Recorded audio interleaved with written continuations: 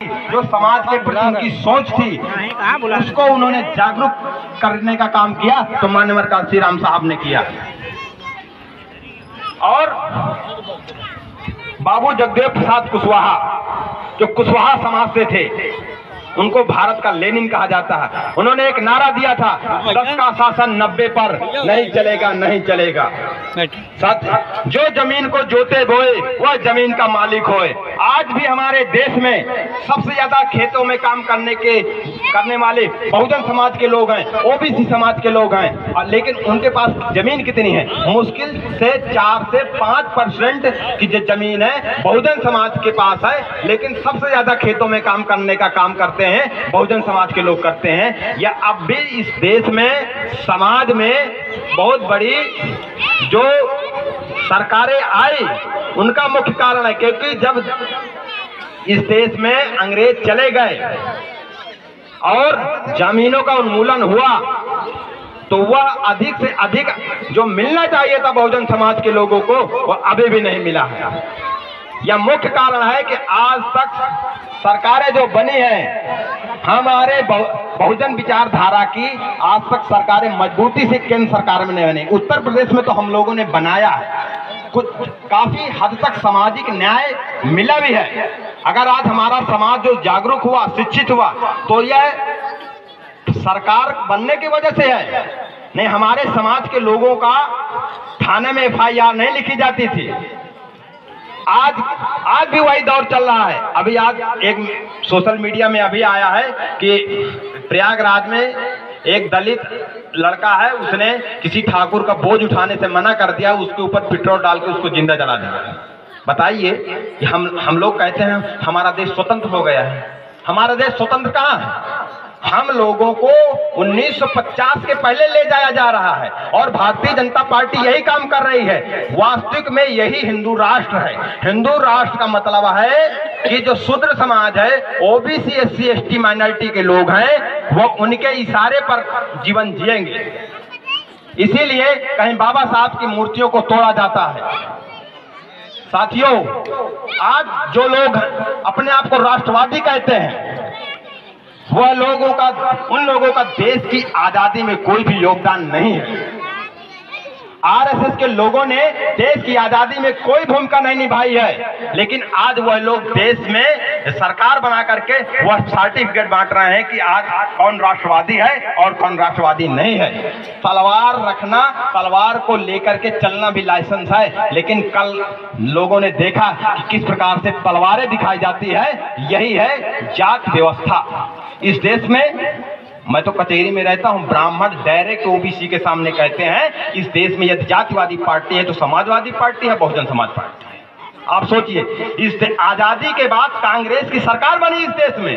पूरे जितने राज्य थे सभी का राज्यपाल और मुख्यमंत्री ब्राह्मण बना, लेकिन कांग्रेस जातिवादी सरकार नहीं है। जातिवादी कौन है? Samajwadi party, Bahujan Samaj party. और हम लोग कभी कभार आपस में लड़ते झगड़ते हैं। क्यों? क्योंकि हम लोग जाति गर्व। साथियों, मैं जो बात बता रहा हूं आप समझिए। हम लोग सामाजिक एकता की बात करते हैं, जाटव समाज और पासवान समाज में भी एक दूसरे के प्रति सहानुभूति नहीं है, या आप भली प्रकार से जानते हैं। ओबीसी जाति, क्यों? हम लोग बहुजन समाज हैं, बात भी लंबी लंबी अच्छी करते हैं।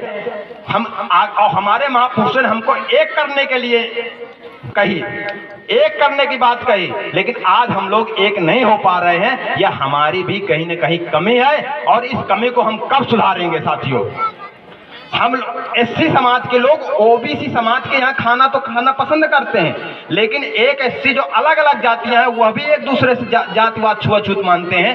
इस अस्पृश्यता को भी खत्म करने की जरूरत है। जब तक हम लोग आंतरिक मन से हम इस देश की सामाजिक व्यवस्था को सुधारने का काम नहीं करेंगे, तब तक हम ऐसे ही लड़ते झगड़ते रहेंगे। इस देश में ऐसे ही भारतीय जनता पार्टी मनवादी सरकारें बनती रहेंगी, क्योंकि हमको बहुत लड़ाई लड़नी है। हमको मनवाद से लड़ाई लड़नी है, सामंतवाद से लड़ाई लड़नी है, जातिवाद से लड़ाई लड़नी है। साथियों, हमको लड़ाई दुगनी है। अगर सिर्फ मनवाद से लड़ाई लड़नी हो तो लड़ी जा सकती है, मनवाद से लड़ाई लड़नी है, मनवाद मतलब मनवाद की विचारधारा। सामंतवाद का मतलब है कि बहुत से ओबीसी समाज के लोग, एससी समाज के लोग जो आज कुछ समृद्धवान हो चुके हैं, वह सामंतवादी है।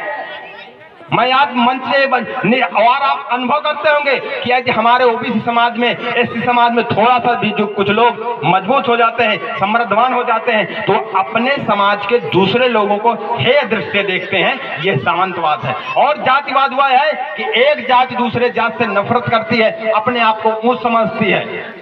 यादव दूसरी बैकवर्ड की जातियों से ऊंच समझती है, वो दूसरी ओबीसी की जातियां दूसरी जाति। अगर हम यह ऊंच नीच की मानसिकता स्थापित कर रखे हैं, इसका मतलब है कि हम बाबा साहब के विचार प्रतिमा में माला और विचारों में ताला डालने का काम करते हैं। साथियों, इस देश में शिक्षा महंगी हो रही है। आप कल्पना करिए, जब हमारा देश आजाद हुआ था, हमारा देश गरीब था, उस समय हमारे देश की सरकार गरीब थी लेकिन सस्ती शिक्षा देती थी, अच्छी शिक्षा देती थी।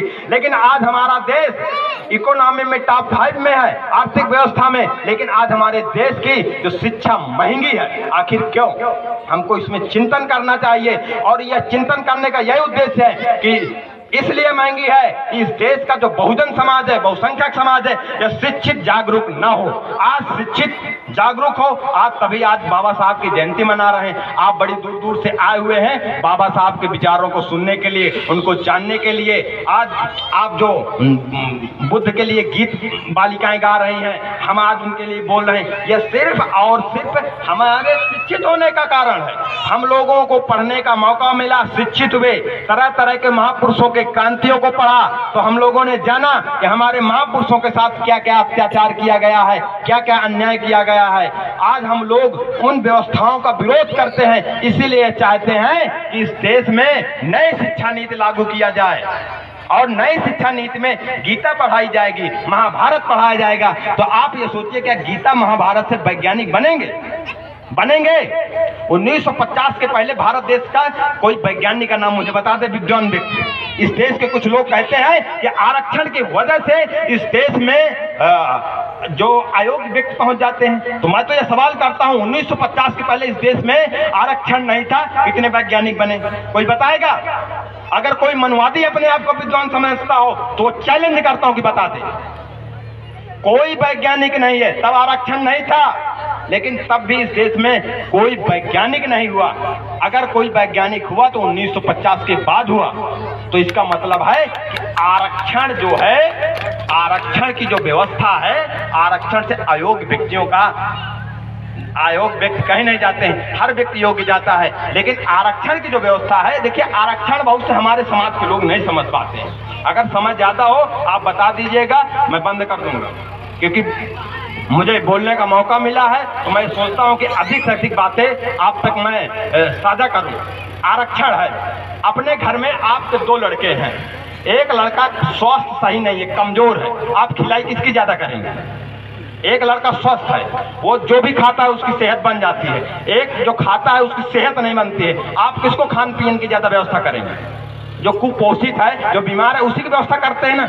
आरक्षण की बिल्कुल वही सीधी व्यवस्था है कि इस देश में आरक्षण उसको मिलना चाहिए जो मूल धारा से में नहीं है। आरक्षण उस सामाजिक आधार, आज के टाइम में जो सरकार जो है 10% का EWS लाया है, यह संविधान के विरोध में लाया है। बाबा साहब की जो जो व्यवस्था है आरक्षण की, वो सामाजिक आधार पर है, आर्थिक आधार पर नहीं है। मैं ये बताना चाहूंगा आर्थिक आधार पर क्यों नहीं है, क्योंकि हमारे देश में जो सम्मान होता है, अगर कोई दलित व्यक्ति है, आप लोग कल्पना करिए, दलित व्यक्ति कितना भी पैसा वाला हो जाए, क्या उसका समाज में ब्राह्मण सम्मान करता है? उसको हेय दृष्टि से देखता है, दलित ही देखता है, पैसा वाला नहीं देखता है। कितना भी विधायक हो जाए, रामनाथ कोविंद क्या थे? दलित थे, उनको मंदिर में, जगन्नाथपुरी मंदिर में उनको घुसने नहीं दिया गया। क्यों?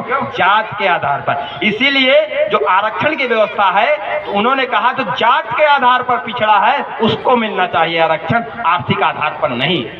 बाबा साहब की एक किताब है इनहेलेशन ऑफ कास्ट, जाति भेद का उन्मूलन, उसमें आप पढ़िए, उसमें समझिए।